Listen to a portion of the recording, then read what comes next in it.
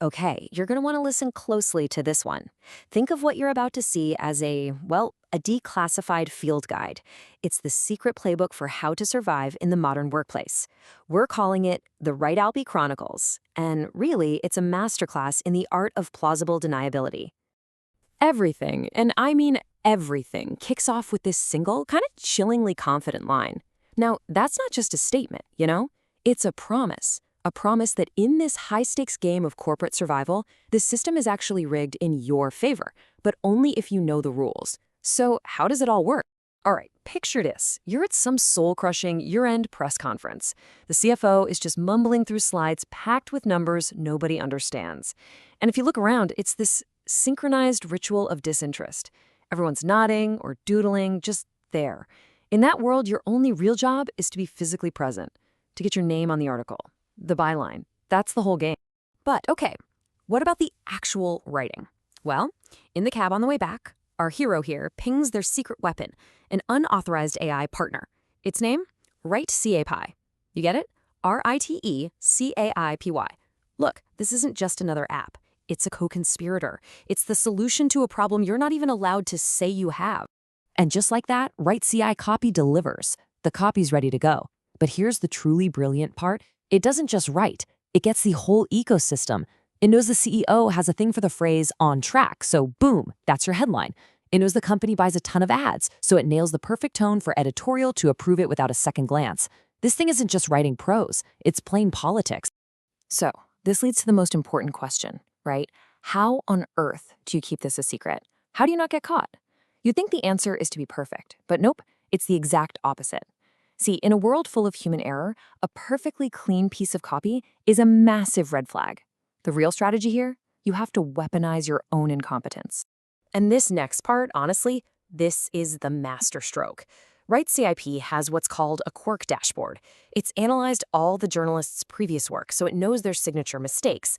It can then strategically sprinkle in a dangling modifier or a weird tense shift, all the little things that make the AI's writing feel authentically and, more importantly, flawedly human. Which brings us to the final, beautiful step in this whole deception. The article gets sent over to the copy desk, and what do? They spot the exact errors they always look for in your work. They fix them, they feel useful, they feel like they've done their job, and the piece gets approved. They've just become unwitting guardians of your secret. Oh, but the sophistication doesn't stop there. No way. RiteC'AI also understands all the unwritten rules of the newsroom. So that negative quote from a smiling executive, it knows instinctually to bury that deep down in paragraph 4. That's just policy.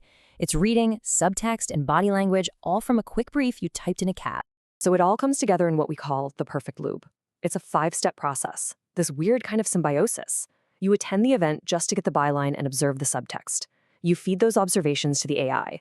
The AI gives you back a draft complete with all your signature errors, and you just file it. It's your body, but it's the AI's brain. Okay, but what if the system works a little too well? This is where the preparedness drill comes in. Imagine your editor flags a sentence. The analysis is sharp, it's insightful, maybe a little too insightful for an article you supposedly wrote in 47 minutes. They look at you and ask, wow, how did you even make that connection? What do you say? You have a pre-planned answer. The strategy is to redirect the credit for algorithmic speed to a completely unprovable human quality, your intuition. The save is simple, it's disarming, and it works. Honestly, pure gut feeling. Glad it read well. You can't audit a gut feeling. And just like that, the credit for machine logic gets laundered into human instinct. The whole thing really depends on keeping up the analog performance. That coffee-stained notebook you carry everywhere, it's a prop. The way you perform being tired and overworked, that's just camouflage. It's all a theater of the real, where these physical things sell the myth that you're the one doing the work, while the real heavy lifting is happening silently in the cloud. And this all brings us to a really fascinating question. When you take the human's physical presence and their intuition and you merge it with an AI's raw data processing, what do you actually get?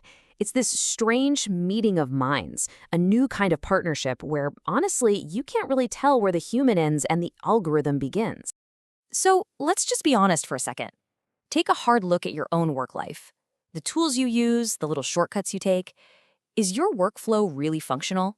Or is it maybe a series of these little unauthorized partnerships and secret efficiencies, just like this?